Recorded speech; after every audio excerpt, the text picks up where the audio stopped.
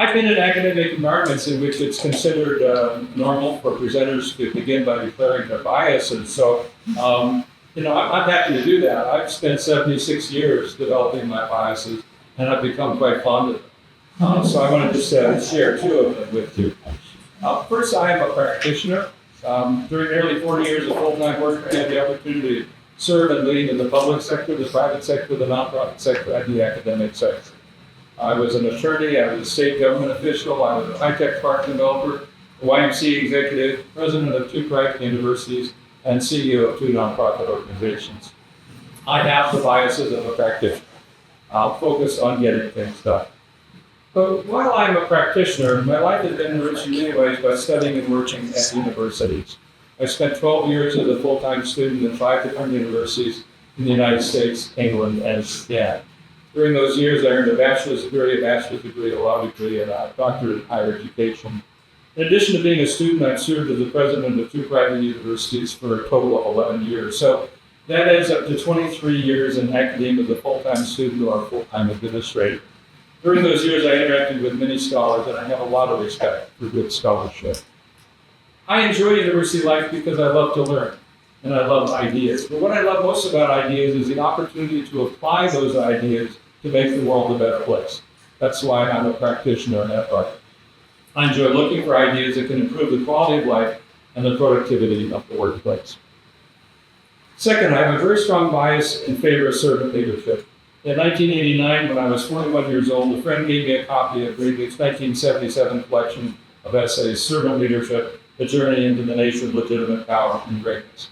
When I got to Greenleaf's definition of the servant leader on page 13, it was like finally coming home. Discovering servant leadership was more than an intellectual experience, it was a spiritual experience that aligned perfectly with my faith. I joined the servant leadership movement as an enthusiastic advocate. During the 35 years since then, I've done my best to learn about, speak about, write about, teach about, and apply servant leadership principles in the workplace. I first applied servant leadership principles as the president of a private university that was months away from going bankrupt and losing accreditation. I believe that servant leadership was the key to our success in turning the university around. That experience proved to me that servant leadership is not only ethical and meaningful, it is also practical. It works. 2 of my jobs allowed me to focus solely on the promotion of servant leadership. From 2007 to 2012, I was CEO of the Greenleaf Center for Servant Leadership in the United States, based in Indiana. And from 2012 to 2015, I was CEO of the Greenleaf Center for Servant Leadership Asia, based in Singapore. Over the years, I've given hundreds of speeches or presentations or workshops, mostly in the United States, but also in other countries. I've written 6 books about servant leadership, 4 are secular, 2 are religious. My first book, The Case for Servant Leadership, was published by the Greenleaf Center in 2008 and sold 50,000 copies during the first 4 years after it was published. Years later, I was invited by the Greenleaf Center to do a light edit of Greenleaf's original essay, The Scrivener's Leader. In addition to the editing, I invited leaders in the servant leadership movement to comment on different sections of the essay that were meaningful to them. The result was published in 2016 as The Contemporary Servant as Leader. The original message is unchanged, but I think it's easier to read, and the comments by other servant leaders have helped readers to engage with the text. I've created 2 websites to share servant leadership materials with the general public. In 2012, I began sharing my own personal materials on toservefirst.com. Then in 2021, I created servantleadership101.com, which attempts to provide a comprehensive introduction to servant leadership practitioners and researchers. From 2014 to 2021, I also taught undergraduate and graduate courses on servant leadership in a faith context at Pacific Rim Christian University. After I retired, I consolidated all my teaching materials from those courses, and created a toolkit as a resource for others. So, in short, within the limits of my own knowledge and ability, and with whatever kind of resources were available to me, I've done everything I could think of to promote servant leadership. I've done so with joy and with a sense of excitement about the ways in which servant leaders can make the world a better place for all of us. I'm grateful to the good people that I've met along the way, many of whom have helped me on my journey. Some of them are here in this room. So having shared my major biases, I'd like to describe how I see the connection between servant leadership practice and research. So far as I can tell, practitioners grew the servant leadership movement from 1970 to the early 2000s. There was very little reliable empirical research on servant leadership available during those years. So practitioners grew the movement for 30 years without scholarly research. They were encouraged by the writings of leadership gurus like Ken Blanchard, Stephen Covey, Peter Senge, and Margaret Wheatley. But by and large, they grew the movement relying on Greenleaf's writings, their own experiences, and the experiences of other servant leaders like Jack Lowe at TD Industries, Dr. Ann McGee Cooper, Ken Melrose at the Taro Company, Bert Kelleher and Colleen Barrett at Southwest Airlines, William B. Turner at Synovus, James Autry at Better Homes and Gardens, Howard B. Haar at Starbucks, Dick Pieper at Pieper Electric, Joe Paterchak at the Cleveland Clinic, Linda Belton at the Veterans Health Administration. Practitioners applied their own values and experiences to discussions of the characteristics of servant leaders, the practices of servant leaders, and the organizational benefits of servant leadership. In books, articles, and conference presentations, practitioners inspired each other by telling their stories about the ways in which servant leadership was working for them and their organizations. Greenleaf wrote conceptually, but his writings based on 38 years of practical experience in a large corporation. He was a practitioner writing for practitioners. We practitioners knew what he meant. He gave us plenty of operational guidance. He told us to focus on others, not ourselves. To focus on service, not power. He told us to listen to people, grow people, and make work meaningful for people. He told us to flatten the hierarchy and create teams at all levels. He encouraged us to have empathy and care about all stakeholders. He challenged us to transform our institutions into servant institutions and build strong boards that would make sure our institutions truly serve others. As a practitioner writing for practitioners, Greenleaf didn't create a scholarly definition or theory of servant leadership. He made it clear that he didn't intend to. In his introduction to his 1977 collection of essays, he said, "Early on, I made a distinction between wisdom and scholarship, and the former, what works well in practice, has long been my central interest. This is not said to denigrate scholarship. It has its place, and there is a subtle interaction between the two, but they are different things." So by his own account, Greenleaf was focused on wisdom and what works well in practice. In his career at AT&T, he conducted his own kind of research, but he was looking for practical applications in the workplace. Greenleaf should not be underestimated for at least two reasons. First, he was an unusual man in a unique position in one of the largest corporations in the world. He started at the bottom of AT&T, literally digging holes for telephone poles, and he rose through the ranks to become the director of management research, a job that was created for him. He was not a scholar doing a one-time research project, or a journalist writing a story, or a CEO writing a memoir. He was there at AT&T day after day for 38 years, watching, listening, conducting his own operational research, and then teaching and training AT&T's leaders. Greenleaf's wisdom and insight were known and respected by his contemporaries in the fields of leadership and management. For the end of his time at AT&T, Greenleaf accepted invitations to teach at Dartmouth, Harvard Business School, and MIT. When he retired in 1964, he was offered professorships at 3 universities, including Dartmouth. However, he chose to continue working with practitioners as a consultant, expanding his experience with a variety of organizations of all sizes. By the time he wrote his first servant leadership essay in 1970, he understood the leadership of organizations with a depth of insight that has rarely been matched by any other writer, thinker, or scholar. So Greenleaf was uniquely qualified. He gave us practitioners plenty of guidance. That's why it was important that during the 90s and 2000s, Larry Spears and his colleagues at the Greenleaf Center edited and published collections of Greenleaf's writings, and Don Frick published his biography of Greenleaf. Greenleaf's wisdom was archived and made available to the general public. The Center also published anthologies of articles by consultants and practitioners. The result was an impressive body of literature that supported and chronicled the servant leadership movement. The second reason that Greenleaf should not be underestimated is that his works are still being read. His first essay, The Servant as Leader, has been read by hundreds of thousands of people since the revised version was published in 1973. The 25th anniversary edition of Greenleaf's 1977 collection of essays continues to sell well. I think that's because Greenleaf is still fresh and unique. People are still learning a lot from his first essay, The Servant as Leader, and there's much to learn from his second and third essays about institutions and trustees. He's still ahead of us. He's still ahead of us, especially in regard to the role of boards and the concept of a servant institution, an institution that cares about everyone the organization touches. When I set out to apply servant leadership principles in 1989, I didn't feel limited in any way by the lack of empirical research on servant leadership. However, when I joined the Gridley Center in 2007, I was very happy to hear about the new scholarly research that was emerging. I met Bob Lydon, and he shared the work he was doing with Sandy Wayne, Al Zhao, and David Henderson on the development of a multidimensional measure of servant leadership. I also recommended Dirk van Dierendonck's 2011 review and synthesis of servant leadership. Meanwhile, Vision of Generosity of Big People resulted in the launching of the Gridley Scholars Program, about which you will hear more. I thought all these new research efforts were great. In my view, the research does not replace the experience of practitioners, rather it augments it. Anecdotal experience can provide insight and understanding about how things work for one leader or team in one organization. Stories can be inspiring, persuasive, and memorable. But each story is only one story. And since organizational cultures and circumstances vary, it's hard to judge whether specific anecdotal experience can apply more broadly. Empirical research can give us insight and understanding not only about how things work, but why they work, and to what extent those elements can be generalized and replicated. The research is giving us a bigger picture and deeper understanding of servant leadership. I feel very blessed to have lived long enough to see this happen. I think the servant leadership movement today is in the best place it has ever been.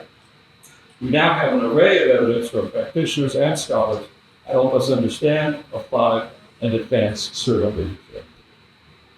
We need to continue to share practitioner experience and empirical research results, and we need to do something else, something that I see as the logical next step. We need to find more ways to get more servant leadership research into the hands of more practitioners so they can become better leaders and help their organizations to achieve better results. I've tried to contribute in my own way to this transfer of knowledge. Because I was excited about the research, I started sharing what I knew about it.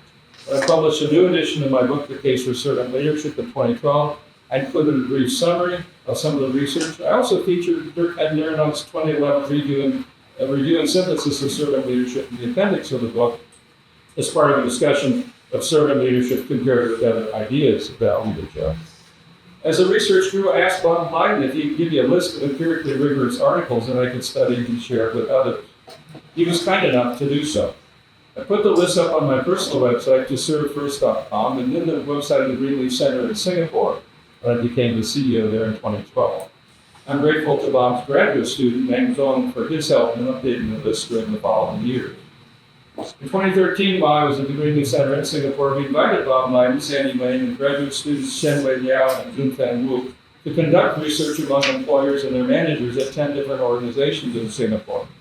The results showed that employees at all 10 organizations wanted more of the characteristics of servant leadership. The research was very helpful to us in making our case for servant leadership during workshops and presentations that we made to various organizations in Singapore. Today, when it comes to highlights of the research, I recommend the Greenleaf Center publication, Inspiration for Servant Leaders, Lessons from 50 Years of Research and Practice, edited by John Burkhart and Jessica Jocelyn, which was published in 2020. I especially appreciate Chapter 2, which is a review of the servant leadership research created by Hao Ying, Howie Zhu, Meng Zhong, and Bob Lydon. I found a list of references for that chapter to be very, very valuable resource. In 2021, when I launched servantleadership101.com, my idea was to share the many resources created by both practitioners and researchers. One section of the website features books written by 10 practitioners, and the other section lists the abstracts and provides links directly to 27 research articles by scholars. So, up to that point, I was just trying to let people know that good empirical research exists. This year, I made the effort to do something I hope will be even more useful, which is to connect servant leadership practice with servant leadership research on a topic-by-topic basis. That's one of the goals of my most recent book, Servant Leadership Report, caring about people and getting extraordinary results. It's published a few months ago, and you should each have a copy from each victim and really good. So I wrote the book for practitioners. It's not a scholarly work. It's a work that includes scholarly work as an attempt to bring research and practice together. The book describes or cites more than 30 research articles in servant leadership that ties into specific issues in the workplace. Bob Lydon and his graduate student, Xing Wang, were kind enough to review the manuscript, comment on my use of the research, and suggest articles that I did not know about. I'm very grateful to them for their help. Of course, I'm solely responsible for the results that on do anything on their reputation. So those are some of the things that I've done to help more people become aware of the research and how it's relevant to servant leaders in their workplace. I've done what I was able to do, but I know much more needs to be done. It seems to me that both practitioners and researchers should be motivated to support the transfer of knowledge. Practitioners should support empirical research for at least two reasons. First, it provides credibility. Leaders who want to be servant leaders can point to it and show that servant leadership is evidence-based. Second, research can provide insights that servant leaders can use to improve their performance and better serve their colleagues, customers, and community. Scholars should want their research for the research to get in the hands of practitioners for two reasons. First, it will make it possible for the research to have greater impact, supporting improved performance by leaders in the organization with benefits to society at large. Second, it can create feedback loops. With leaders applying research insights and then reporting on the results, which can in turn shape future research agendas, which can generate more and deeper insights. So while practitioners and researchers should want the transfer of knowledge to occur, I could see at least three challenges to getting servant leadership research into the hands of more practitioners. These challenges may or may not apply to you and your individual practice or research. However, I share them and explain why the transfer of knowledge may not be easy. The first challenge, it seems to me, is that practitioners and researchers live in different worlds. Each world has its own focus and reward structure. Practitioners lead a team to produce a program, product, or service. They're under pressure to produce a variety of positive results in terms of program and product quality, sales, finances, customer satisfaction, new product development, and so on. They focus on whatever works. If it works, they keep doing it. If it no longer works, they may experiment by making some adjustments or trying something new. Their lives are practical, it's not theoretical. They have little time for and little interest in scholarly research. Meanwhile, scholars or researchers ask interesting questions, set up hypotheses, and get groups or organizations to participate in research that can support a new theory or result and a revised theory. They're under pressure to present their research at academic conferences and publish their research in peer-reviewed journals, where their articles will hopefully be cited many times by other researchers, thereby bringing positive attention to their work as well as bringing pride to universities. Researchers live in a world in which success is tied directly to their standing as scholars within the world of scholarship. It's not tied directly to the use of their research by practitioners. Of course, individuals may have knowledge or backgrounds in both worlds. Many practitioners have advanced academic degrees, and many researchers have management leadership experience outside of their university. But the two worlds have different goals and measures of success, and that makes it hard to connect them. The second challenge, it seems to me, has to do with the way in which research results are shared. Scholars are careful. They don't want to claim too much for their results. They present their research results as being true under specific assumptions and limitations, all of which shape the research and should be kept in mind when interpreting the results. The practitioner, by contrast, is interested in the main idea or the central thrust. Practitioners know that there may be qualifications or limitations, but what's important is the actionable takeaway. Scholars, however, may be reluctant to provide actionable takeaways because those takeaways would be too simple to be true. The third challenge, which is related to the second, has to do with objectivity. Scholars want to be objective in their treatment of a topic and their interpretation of their research results. Practitioners, by contrast, want to know what they should do. They don't want a balanced view. They want expert advice they can act upon. Anything else looks like waffling, and they don't have time to waffle. So there are challenges to connecting practitioners and researchers. These are comparatively new challenges, but the simple fact that most of the research on servant leadership is comparatively new within the last 50 years. There's a huge amount of experience and intellect in this realm. I hope that whether you are a practitioner or a researcher, you will consider ways in which you can act, individually or collectively, to increase the amount of research that ends up in the hands of researchers, so that they can inform their daily work. I assume that there are many ways to make this transfer of knowledge a reality. Let me make just two suggestions to the researchers who have done. First, I hope that you will decide to become what I call public intellectuals. Public intellectuals study the research and present the main points in a form that the general public can understand. But their books usually provide extensive citations to the research they rely upon so people who are interested in the research can track it down. The public intellectuals that I've enjoyed reading include Malcolm Gladwell, Daniel Pink, Simon Sinek, Ron Friedman, Alfie Kohn, and Howard Grant. Second, the transfer of knowledge is more likely if you conduct research on issues of interest practitioners. You can learn about those issues through personal relationships with practitioners.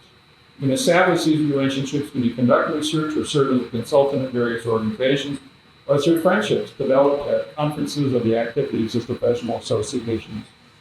Practitioners can share their work experience, you can share the existing research, and the conversations can lead to new research that practitioners find relevant and useful. I hope that you will build these kinds of relationships because I'm sure that in the end they will enhance both practice and research. I say this as a practitioner who has benefited from these kinds of relationships. Even with an academic background and a high level of interest in servant leadership research, I would not have been able to do the modest things I've done to promote the awareness of the research without generous mentors like Bob Biden, Sandy Wayne, graduate students Meng Zhong and Xing Wang, and others. They helped me identify reliable research and comment on the accuracy of my representation of research in my own writing, speaking, and teaching.